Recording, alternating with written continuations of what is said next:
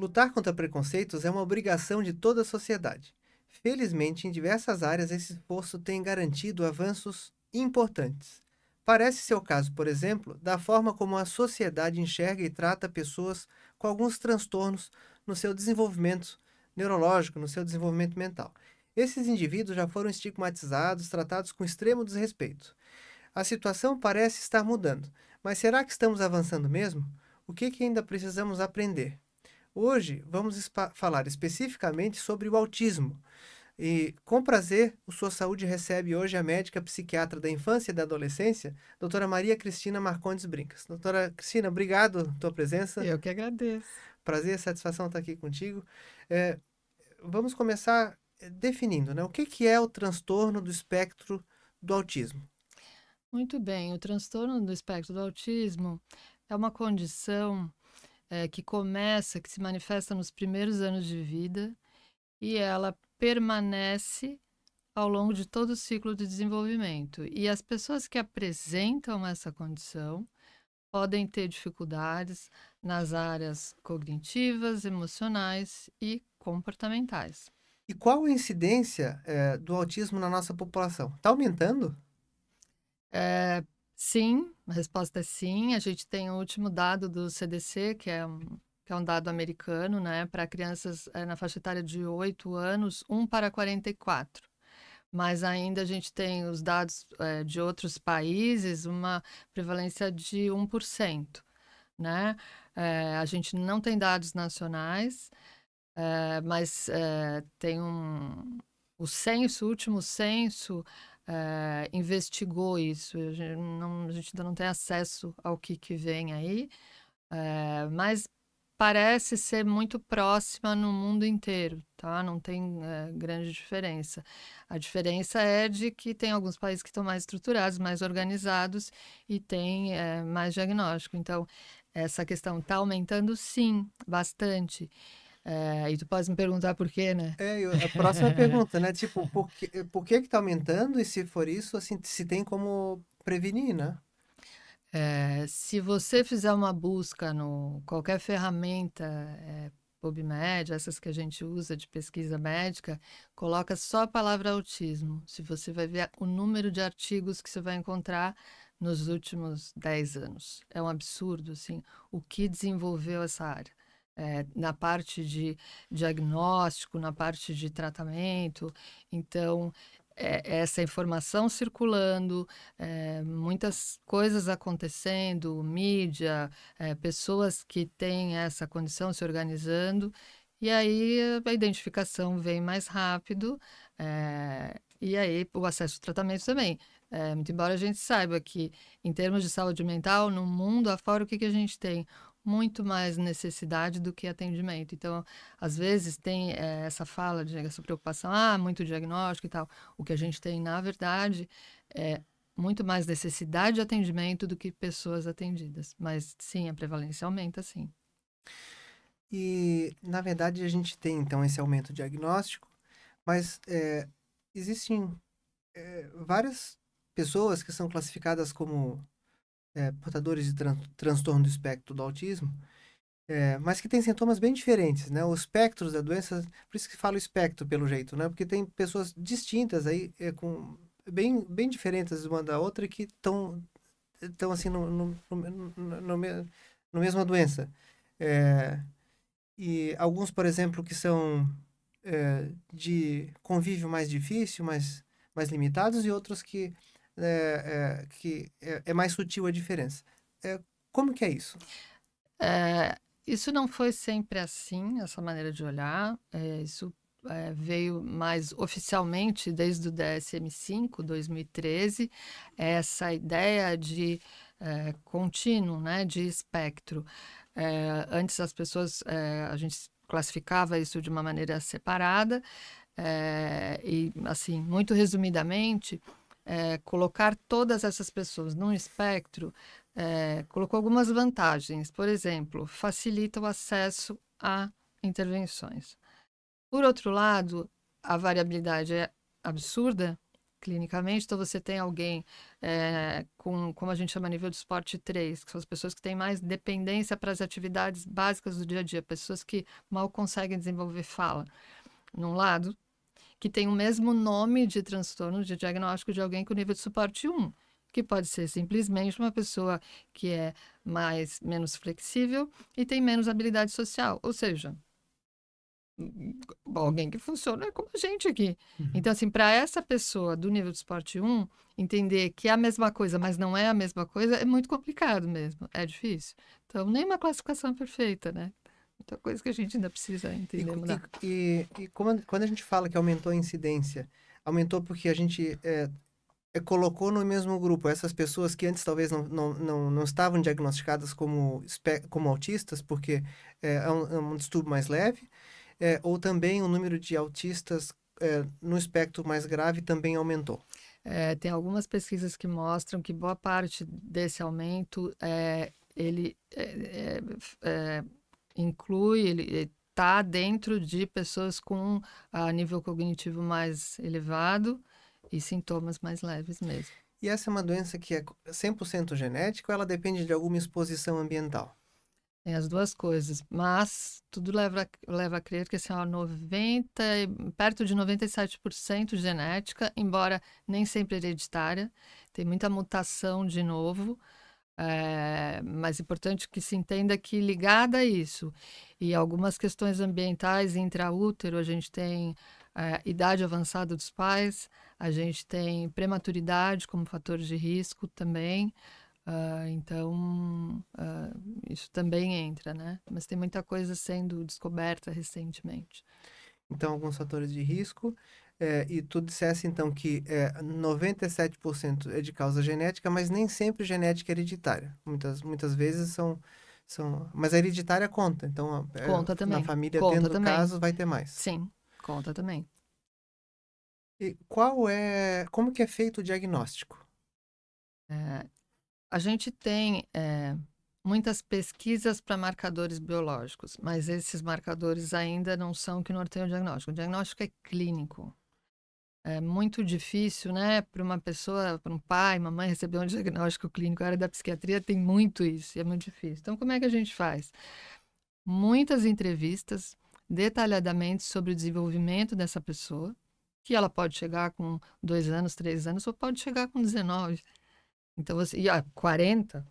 E aí você tem que falar com muita gente, conviver. Se a criança é menor, então, um ambiente escolar, tem que olhar, tem que falar, tem que pegar vídeo, conversar com os pais, estar com a criança num ambiente só você e a criança, observar a relação com os pais, muitas vezes observar essa criança no ambiente escolar, com os outros, com os pares. Então, mas é um diagnóstico que inclui entrevistas e observação, e interação, muitas vezes, né? Mas ele é clínico.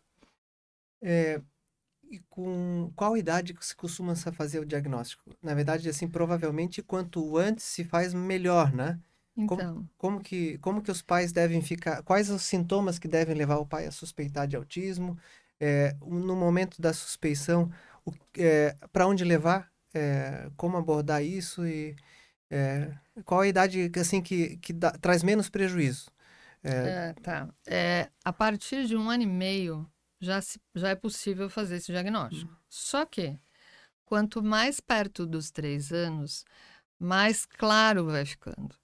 Né? Não é que não possa. E existem pesquisas mostrando que o diagnóstico precoce ele se mantém. Então, tudo bem fazer.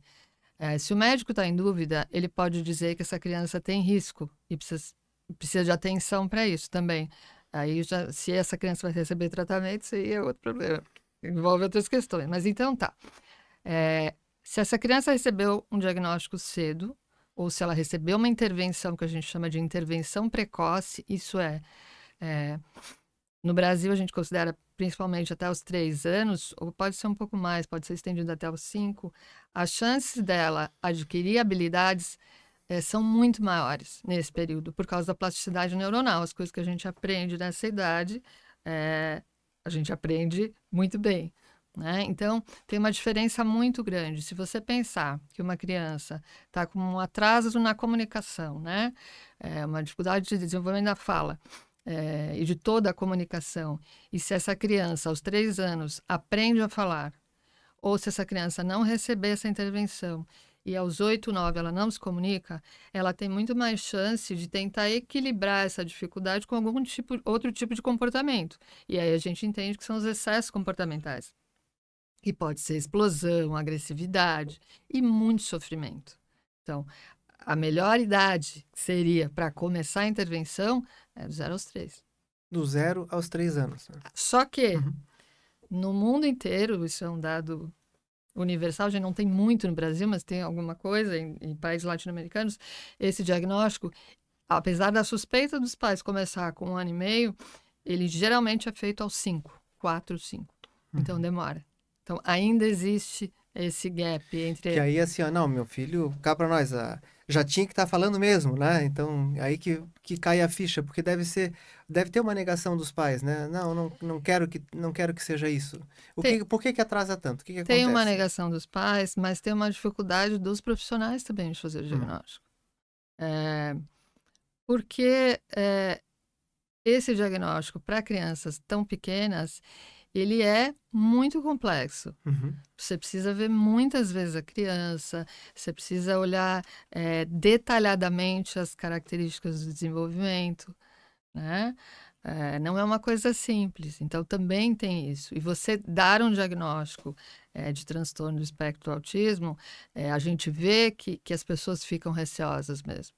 Será que aquele medo de estar... E a coisa também, medo de que um diagnóstico vá rotular alguma coisa. Bom, se você vê algum sinal de risco, você diz que é risco se você não fechou o diagnóstico. Mas eu acho que é mais perigoso não dar o diagnóstico do que dar. Então, tem de todos os lados. Tanto dos pais, que ainda existe a coisa do preconceito, o medo, a negação, né? É muito difícil. Tem gente que chega mais rápido, tem gente que demora, que não aceita, que passa a primeira avaliação, a segunda, a terceira. É difícil, né? Na saúde pública, como está isso? Porque imagino que um pai atento vai atrás, vai no posto de saúde, vai procura o pediatra e tu estás dizendo que não é tão simples fazer esse diagnóstico, né? Como que ele pode insistir para que esse diagnóstico seja feito? Eu acho que o caminho é a conversa com o médico que cuida da criança, porque quem que pode fazer esse diagnóstico? O pediatra pode, o neurologista pode, o psiquiatra pode fazer, né? Médico de família, se tiver um treinamento, pode fazer também. Então, é insistir. Preocupação parental é objeto de estudo e é válido. E as preocupações dos pais em relação ao desenvolvimento, elas são consistentes. Então, para a gente que é médico, se chega um paciente, chega um pai dizendo que está preocupado com o desenvolvimento, sabe aquela coisa de mãe? Tem um negócio que é que mãe de criança é exagerada e tal. Assim, neste caso, a gente precisa olhar e precisa atender. E precisa prestar atenção. Uhum. Porque são consistentes as preocupações. Feito o diagnóstico, como que se dá essa estimulação precoce, esse cuidado com a criança, essa orientação dos pais? O que tu podes dar de dica para um pai, pai e mãe, né, de primeira viagem e que está tendo que lidar com essa situação agora? Essas pessoas precisam de apoio. É uma fase bem difícil, de muita incerteza, né? Em geral, a pessoa quer saber até onde meu filho vai chegar, o que ele vai conseguir em termos de autonomia e tudo mais. E a gente não tem resposta para todas essas perguntas, mas o que essa pessoa precisa estar? Com uma equipe que entenda desse assunto, que seja experiente, e que tenha muita troca, muita informação. A gente entende que, em termos de evidência, o que a gente tem de abordagem, de intervenção precoce? São as intervenções baseadas em análise do comportamento, que é toda uma linha de ciência comportamental. Isso começou lá em 1987, se eu não me engano, com um trabalho de 40 horas por semana com grupos de crianças com essas características. Isso obteve resultados bem importantes. Dali para cá, muitas outras vertentes a partir da análise de comportamento surgiu. Então, tem um monte de nome, tem Denver, PRT, assim, mas a base científica é comportamental, tá? Então, o que precisa acontecer? Intervenções com a criança. A criança precisa aprender essas habilidades de interação social, comunicação, e os pais precisam aprender também sobre o autismo, o que é, como ajudar seu filho, né? E precisam ser ouvidos, porque é muito, o desgaste para eles é muito grande, são muitas terapias.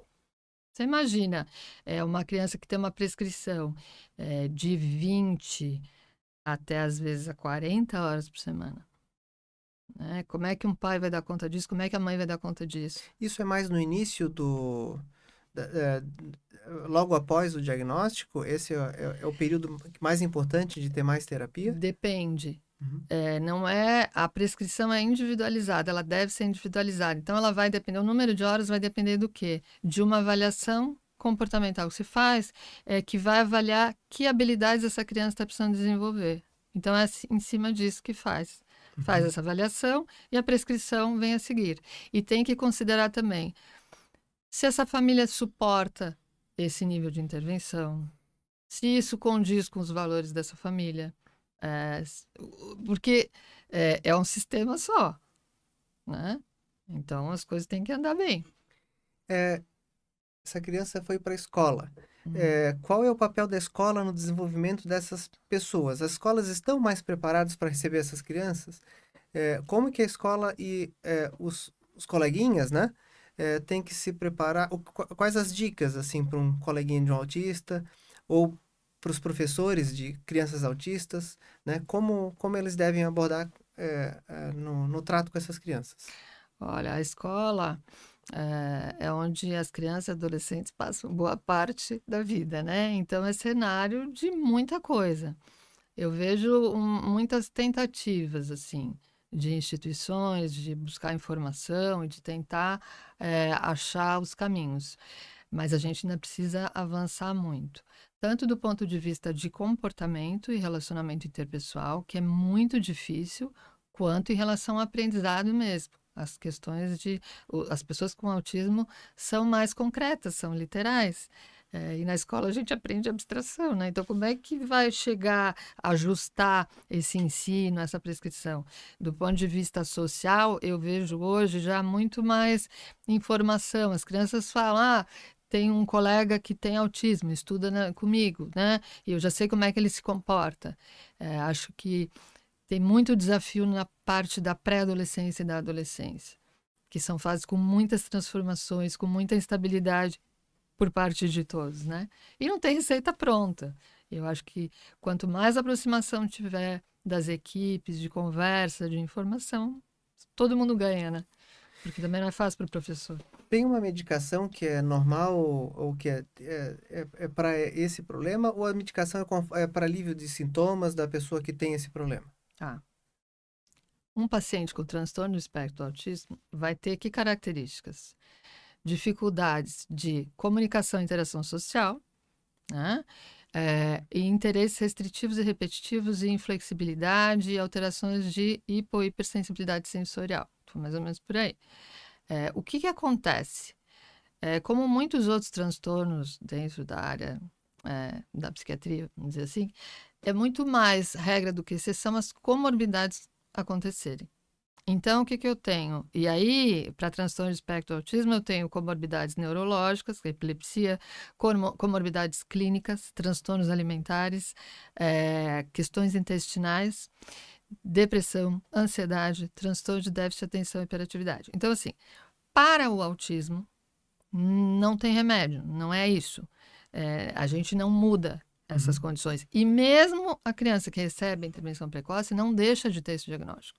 Ela vai conseguir ter uma qualidade de vida melhor por desenvolver, mas tá ali. A questão continua. Então, não tem medicamento. Os medicamentos são usados para sintomas-alvo, por exemplo, se eu tenho um comportamento de agressividade, impulsividade, ou para as comorbidades. E aí faz muita diferença, né? Cristina, tens uma mensagem final? Acho que aqui precisamos de mais de uma mensagem final dessa vez. Para os pais e para os parentes de pessoas que convivem com pessoas com autismo, e a segunda para pessoas que não são parentes, mas que é, é, convivem, que conhecem ou é, que vão ter contato com pessoas com autismo. Eu acho que a gente tem que começar a pensar que a nossa sociedade é formada por pessoas que não são iguais. Elas são diferentes. E a gente não tem outra alternativa para viver bem que não seja abrir espaço para todo mundo e que todos tenham direito a ter qualidade de vida. Tá certo, tá ótimo, Cristina. Tá bom. Muito obrigado, aí foi excelente a conversa contigo. Eu acho que trouxe para nós uma informação muito importante, né, da individualização dessas crianças, né, que não são iguais, e você precisa, dentro desse espectro, entender cada uma delas para poder lidar da melhor forma possível com cada uma dessas pessoas, né? Você sendo um professor, você identifica, por exemplo, uma hipersensibilidade, né? Tu falasse, então isso, você sabe aquela criança o que está incomodada naquele momento. Então, precisamos entender o problema, a doença, para poder ajudar essas pessoas a viverem bem, a serem felizes, né? A tirarem delas o melhor potencial que elas têm. Compartilhe esse episódio com seus amigos, seus conhecidos e com quem mais for possível. É essencial entendermos melhor o assunto para respeitarmos as pessoas. Conhecimento é uma arma importante, justamente para disseminar informação que o Conselho Regional de Medicina criou o podcast Sua Saúde. Siga as redes sociais do Conselho, saiba em primeira mão o assunto de cada novo episódio, e todas as semanas a edição completa será publicada no portal do SCC 10 e no canal do SCC SBT do YouTube. Até mais!